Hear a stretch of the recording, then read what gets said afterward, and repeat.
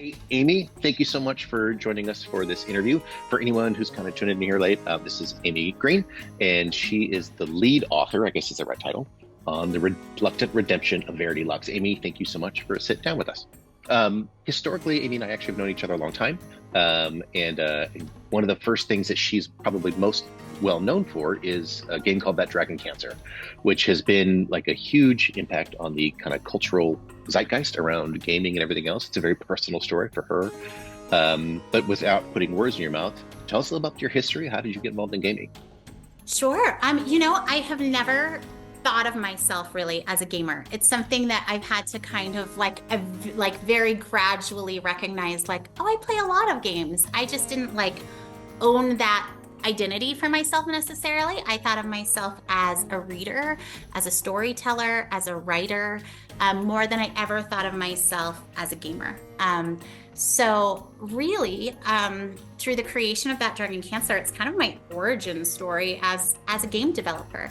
Ryan, my husband, and I are both creative people. We both care about expressing the things that we're going through.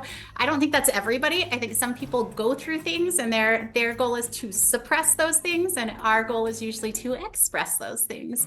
So just knowing we were both wired that way, it did not surprise me that when our son was diagnosed with cancer, that became something we wanted to express. We wanted to express what it was like as parents, as family members, as people who loved Joel, to kind of go through this with him. And initially, That Dragon Cancer was really Ryan's form of expression.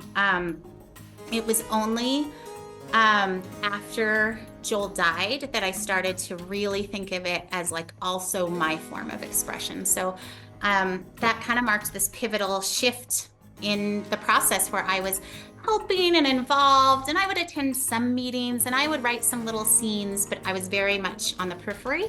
And then after Joel died, I realized like, oh, I care very much what every mechanic feels like. I care very much what we are saying about this experience, what we are saying about who Joel was, what we are saying about even like who God was in this experience in relation to us and our pain and our suffering. And so at that point, I started to really get involved in all of the design meetings. I started to care about the mechanics and the story and how those connect to each other. And it wasn't really until the end of creating that video game with Ryan and the rest of the team at Numinous Games that I really started to think of myself as a game developer. I don't think I would have ever entered this area, this industry, in any other way, because it's not how I thought of myself. But what I learned was that I loved thinking about the story in terms of the mechanics. I loved thinking about game mechanics as symbolism, as metaphor, as poetry. And it just opened a whole new world to me. So sometimes I still think it's weird that I'm a game developer. I always say, like, if I sit down and get my hair cut and my stylist is like, oh, what do you do for a living? And I'm like, oh, I make video games. I just know I'm like not who people expect in that role.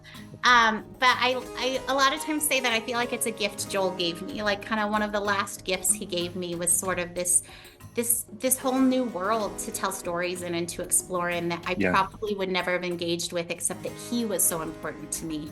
And so since the story was already happening in this medium, I had to learn more about this medium. That put you and Ryan, I think, in the center of, at the time, so this is 10 years ago, or might like 15? Where are we thinking? When almost 10. Not quite 10 when it almost released. 10. Yeah. Okay, so That Dragon Cancer comes out, and it's in the middle of a conversation culturally, which is essentially like, can a video game ever be art? And your story in particular, and not just for you, but for a lot of people in the world, were like, this is an example of exactly why it is art, and it's good art, and especially because it's so personal, it's so emotional.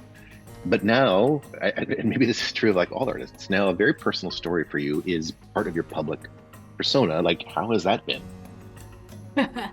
You know, it like anything, it has really wonderful parts to it. It has some more negative parts to it. It is strange to kind of say that like, oh, out of our grief, we created a cultural artifact. I know, Yeah. when Joel died, his funeral was really hard and emotional. But in some ways, the release of this game was harder and more emotional. It was almost like we didn't have to close that chapter Mm. on Joel as long as we were still kind of living our lives for him by making this game.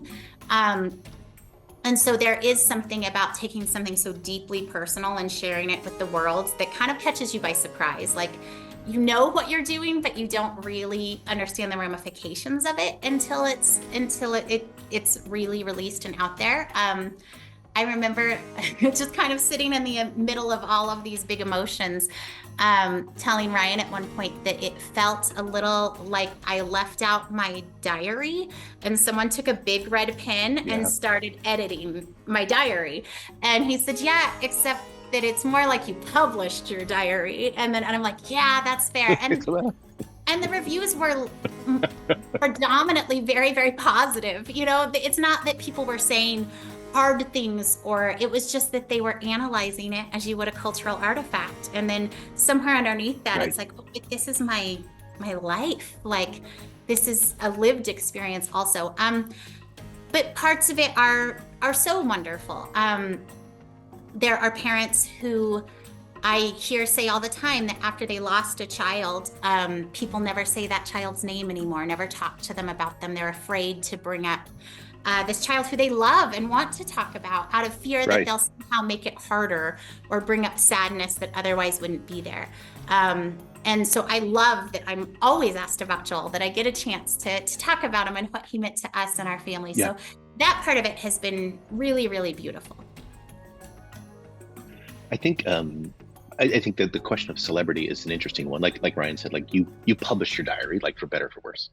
I've never asked you this, but how actually do your other kids, how do they process this question? Maybe they're sick of it, maybe, I don't know. Sure.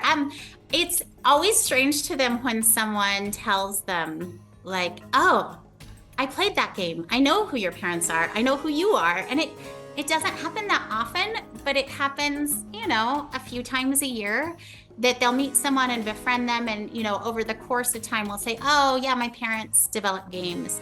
And then the person will say, oh, yeah, actually, I know I watched that Let's Play. I watched Markiplier's Let's Play, or I watched Jacksepticeye's Let's Play. And so I think it mostly just surprises them still that for us, it's just sort of a thing we did.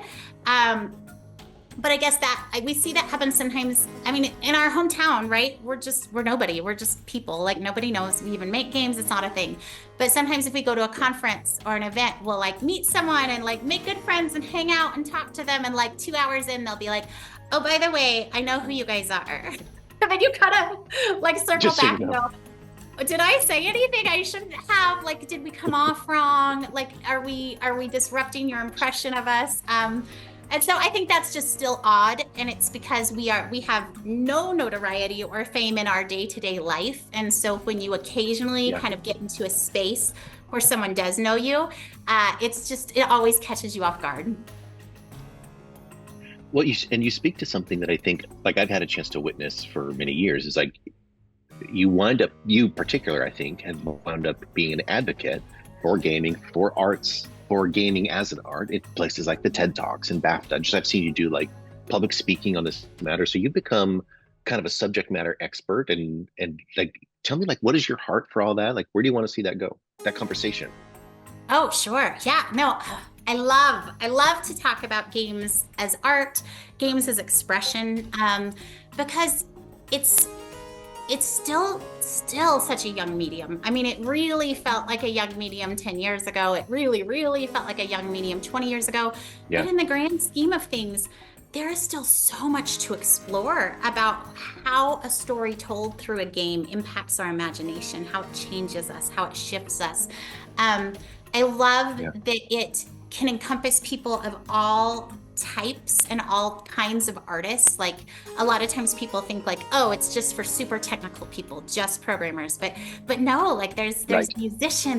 there's musicians, there's artists, there's writers, there's every kind of artistic expression that like can be used within games. You do have to learn a little more technical stuff than maybe you would like for me writing a story in a game. I need to know a little more technical stuff and work with more technical people than I would just writing a book on my own. But working with a team like that, it just it kind of balloons into such a beautiful thing when we can all work together. And usually the technical pieces are just the language we use to communicate with each other what we're intending.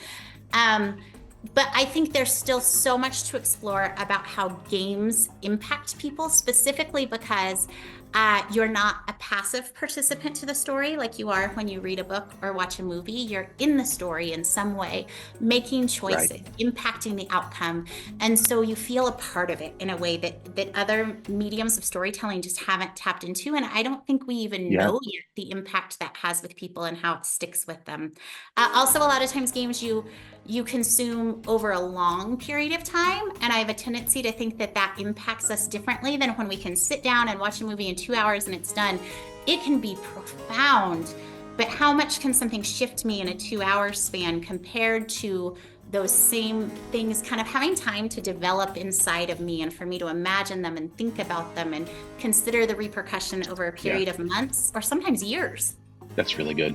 Well, obviously, like, and I'll make sure I add some links and that kind of jazz, probably some video and some screenshots on the sidebar, but like, you're kind of a big deal. Like in this whole story, like you were a real pioneer. You and Ryan started something that hadn't really been done.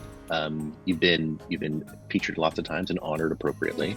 So I'm really grateful that you decided to work with us on this story. So I think I'll pivot to a different story or a different piece of our conversation. Obviously,